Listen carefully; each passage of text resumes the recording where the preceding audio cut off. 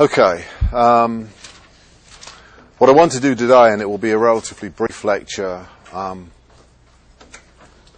still not running on all cylinders. I'm like somebody else's car. What I want to do is complete the lecture on experimental error. We had started talking about type 1 and type 2 errors. Before I do that, let me ask, are there any questions dealing with interval estimation, either interval estimation in general or assignment 5 in particular? No? Was that yes, I have questions? No, I don't? Okay. Let me then complete the discussion of type 1 and type 2 errors. We had reached a point where we had a 2 by 2, and if we can take a look at the 2 by 2 here, where we distinguish between the researcher's decision and what is actually the case. And I used as an analogy the decision of the jury in a court of law and what is actually the case. We decided that at the end of the day, the researcher has to do one of two things: either reject the null hypothesis or fail to reject the null hypothesis. A jury that rejects the null hypothesis rejects the assumption of innocence and returns a verdict of guilty. A jury that fails to reject the null hypothesis fails to overturn the assumption of innocence. Clearly, we can distinguish in a court of law between what the jury decides and whether or not the defendant actually committed the crime. The analogy being that when the null hypothesis in a court of law is true, that is when the assumption of innocence is true, the defendant did not commit the crime, and when that assumption is false, the defendant did commit the crime. An example of a null hypothesis in social research, H subscript O, is that X bar 1, let's say X bar F for females, equals X bar M for males. Let's assume that we were interested in scholastic performance, for example. We might hypothesize, the research hypothesis might be that the average scholastic performance of females will differ from the average scholastic performance of males. Well, as in a court of law, what is then tested is the null assumption. Here, the null hypothesis. So, at the end of the day, the researcher must either reject this null hypothesis, this assumption of equivalence or no significant difference, or fail to reject the null hypothesis. And we decided that quite independent of that, the null hypothesis could be true or false. That is, in this instance, there either is or is not some difference, some significant difference in the scholastic performance of males and females. If researchers fail to reject true null hypotheses, or if they reject false null hypotheses, then the decision was correct. The problem, we agreed, arose in these two other conditions. First of all, where researchers reject a null hypothesis that is true, they make a false conclusion of difference. They commit a type 1 or alpha error. And when researchers fail to reject a false null hypothesis, they make a false conclusion of no difference. They have committed a type 2 or beta error. And I think that's essentially where we were last time when we finished. Are there any questions about the material so far? If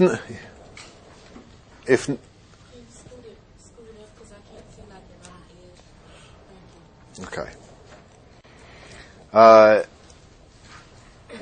Let me ask you, in a court of law, if error is to be made, if the jury is to make a mistake, would we appear to prefer that it be one error rather than another? That is, in a court of law, is there any reason for you to believe that if mistake is made, we would prefer that it be a type 1 error, or we would prefer that it be a type 2 error? Type 1 error is frying the innocent. A type 2 error is letting the guilty go free. Type 1 errors are especially common in Oklahoma. That's because I don't like Oklahoma.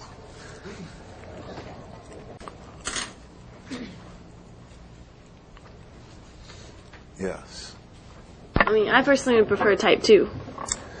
I think there's ample evidence that as a society, we would prefer in a court of law that if error is to be committed, it be a type 2 error rather than a type 1 error. We would rather let the guilty go free occasionally than fry the innocent. What evidence leads you to that conclusion?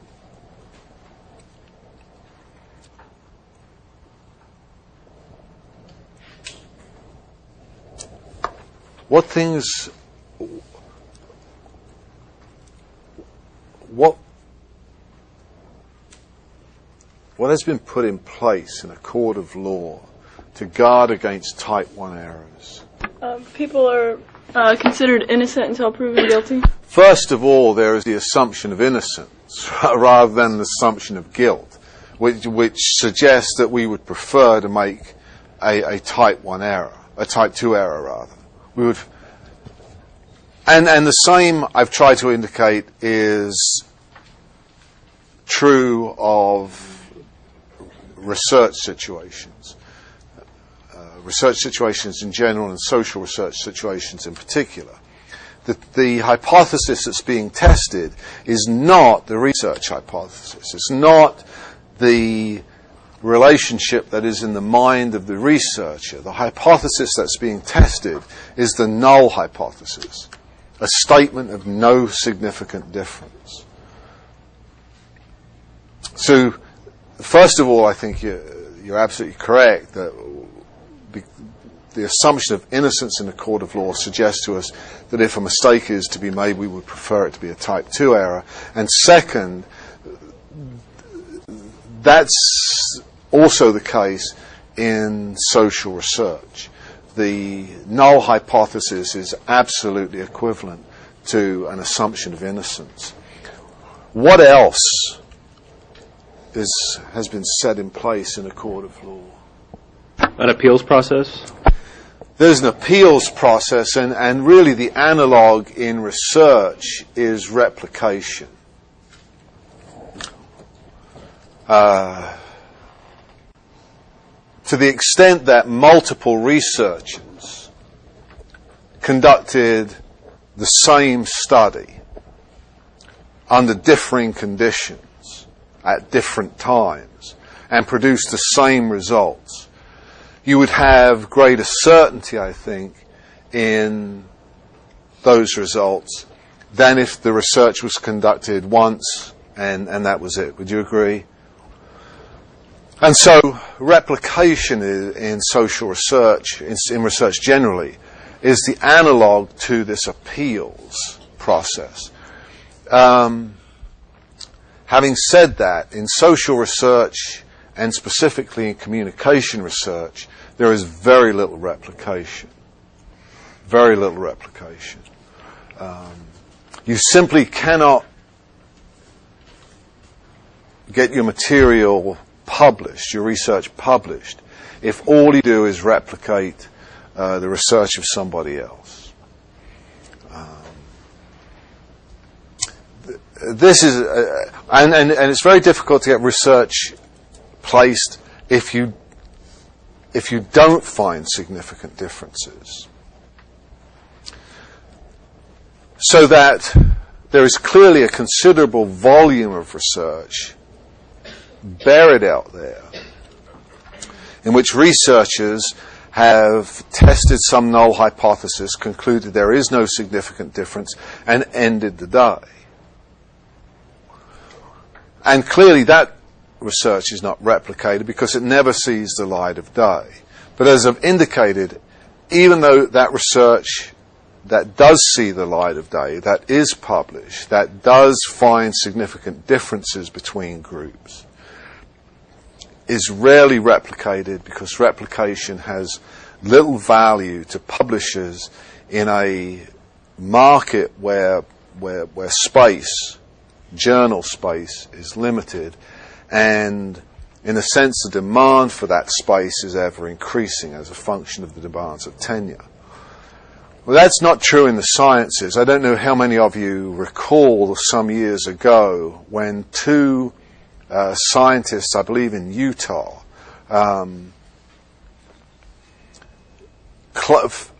Pons and Fleischmann, claimed to have discovered cold fusion at room temperature.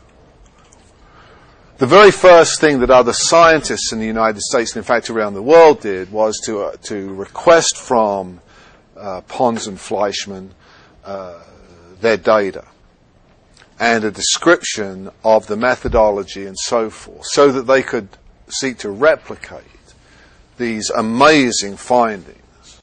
Cold fusion is a solution to energy problems.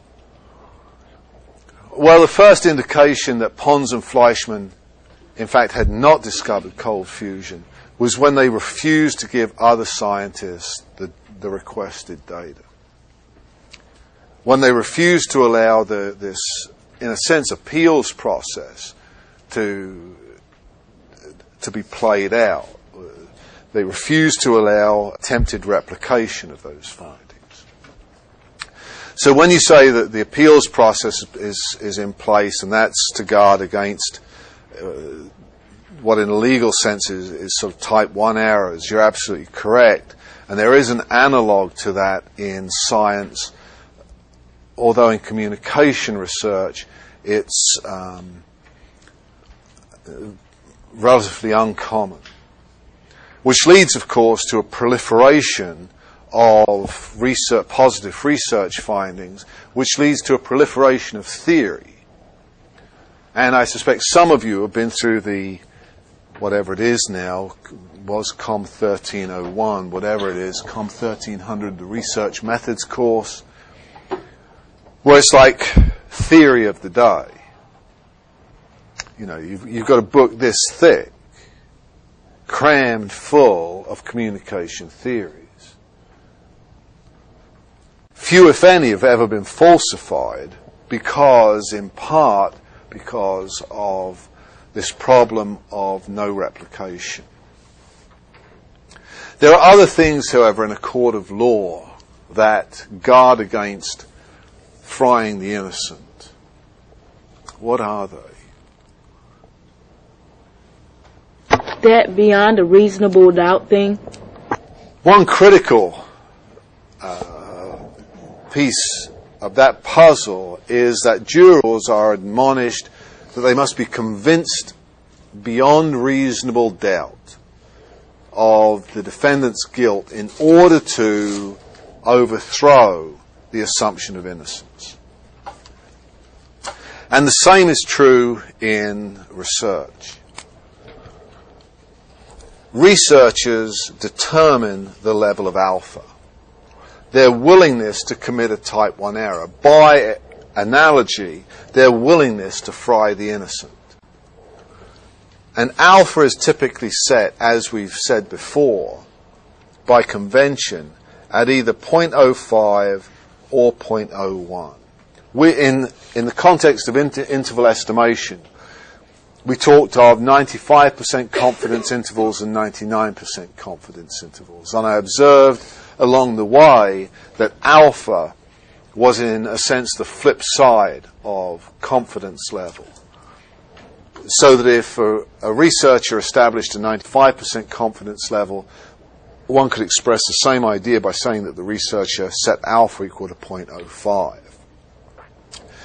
If a researcher set a 99% confidence level, then one could say that express the same idea by saying that that researcher set alpha equal to 0.01. The researcher who sets alpha equal to 0.05 has established this decision rule, that in order to reject the null hypothesis, he or she must be at least 95% confident that the null hypothesis is false. The researcher who sets alpha equal to 0.01 has established this decision rule. In order to reject the null hypothesis, I must be at least 99% confident that the null hypothesis is false. Are there any questions about alpha levels?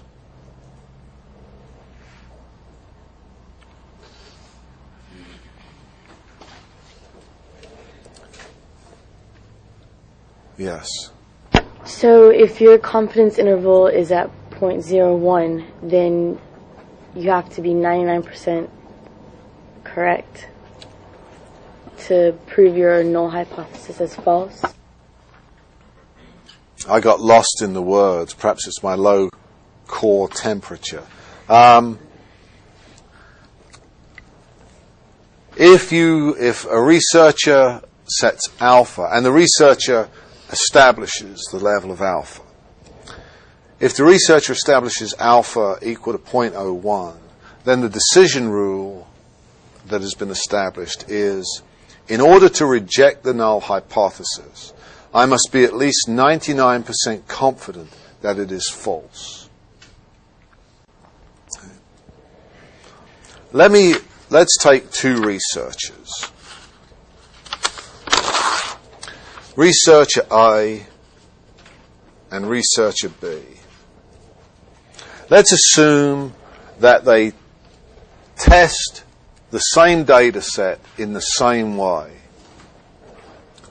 The only difference is that researcher A has established alpha equal to 0.05 and researcher B has established alpha equal to 0.01. Let's assume, and let's not worry about how the data analysis is conducted, but let's assume that the data analysis indicate that the researchers can be 90% confident that the null hypothesis is false. Does researcher A reject or fail to reject the null hypothesis?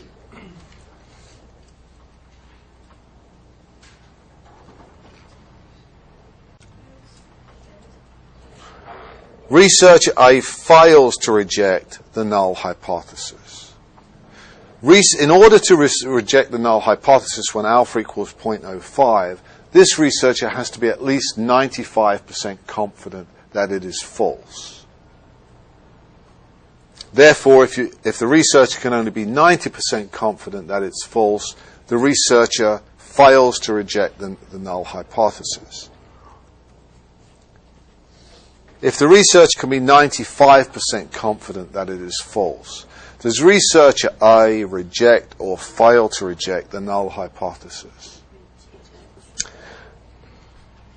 Researcher A rejects the null hypothesis. If the researcher can be 97% confident, does researcher A reject or fail to reject? Again, researcher A rejects the null hypothesis. And if the researcher can be 99% confident, would you agree, researcher A rejects the null hypothesis once more? Yes? Let's now look at researcher B, who's set alpha equal to 0.01. And so has invoked a decision rule that says in order to reject the null hypothesis, I must be at least 99% confident that it is false. Does this researcher, in situation 1 here, where he or she can be 90% confident, reject or fail to reject the null hypothesis? the researcher B fails to reject the null hypothesis? How about when he or she can be 95% confident? Again, he or she fails to reject and 97% confident. Again, fails to reject and 99% confident. Are there any questions about those decisions? No. Would you agree that researcher A rejects more null hypotheses than researcher B? Yes? The only error that you can commit when you reject the null hypothesis is a type 1 error. So that the more often you reject the null hypothesis, the more type 1 errors you will make. That's the nature of the world. If you set alpha equal to 0.05, you have said, for every 100 times I reject the null hypothesis, the chances are that 5 of those are false judgments of difference. But researcher A will reject more null hypotheses and therefore will commit more type 1 errors. In contrast, would you agree, researcher B fails to reject more null hypotheses than researcher A? Well, the only error you can commit when you fail to reject the null hypothesis is a type 2 error. So that the more often you fail to reject the null hypothesis, the more type 2 errors you will make.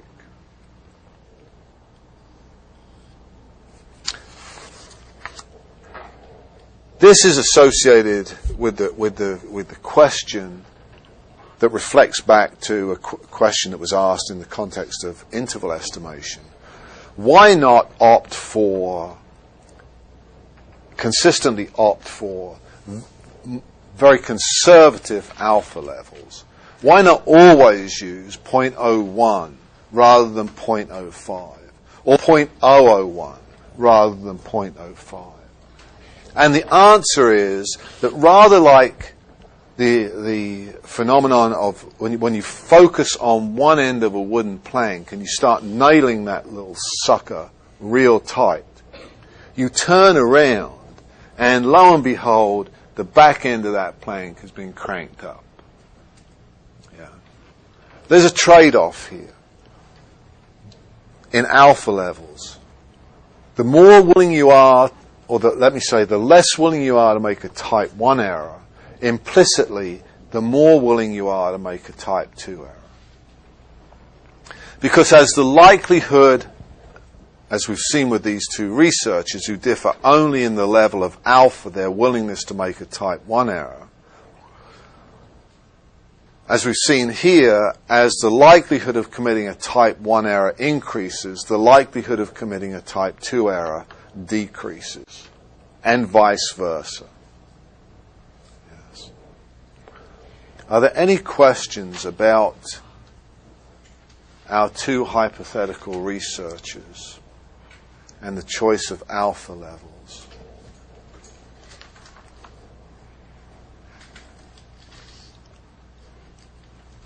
This is a great scenario for exam questions. You know that.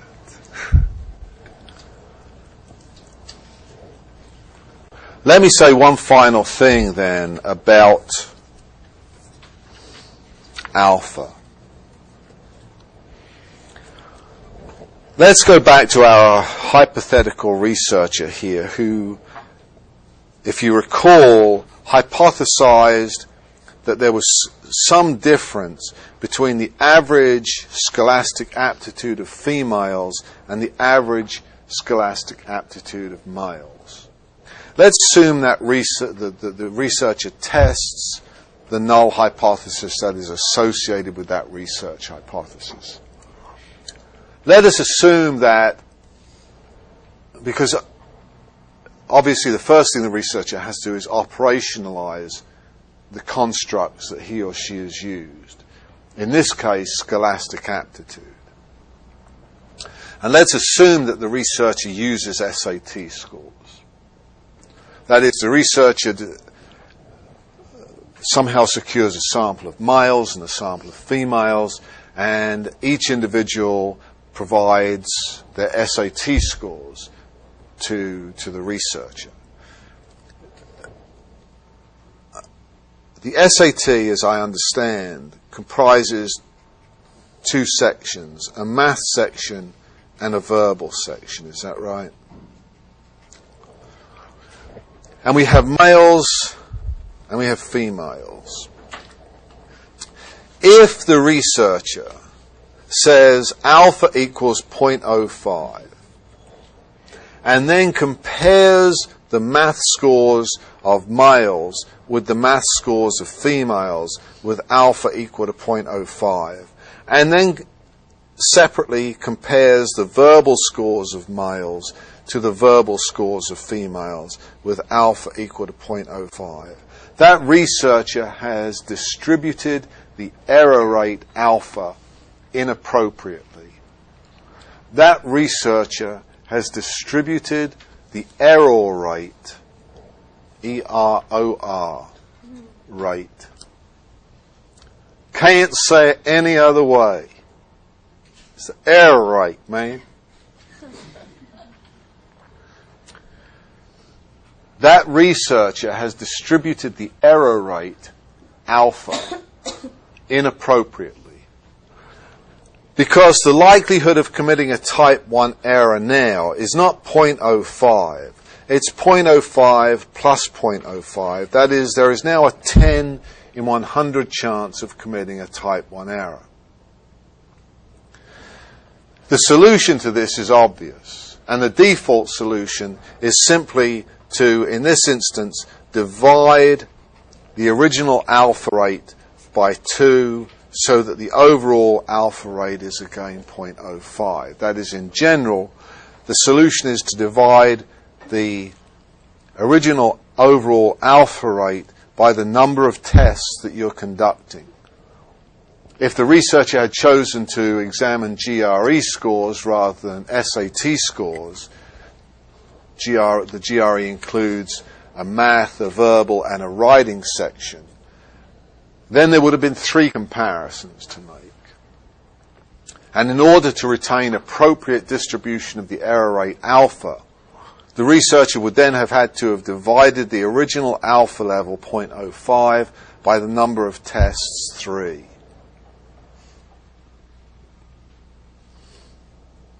Okay. Are there any questions about inappropriate distribution of the error rate alpha, which inflates the likelihood of committing a type 1 error?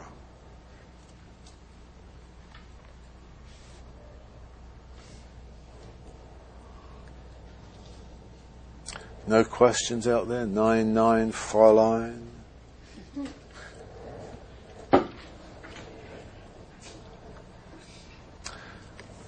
If there are no questions, then I'll see y'all next time.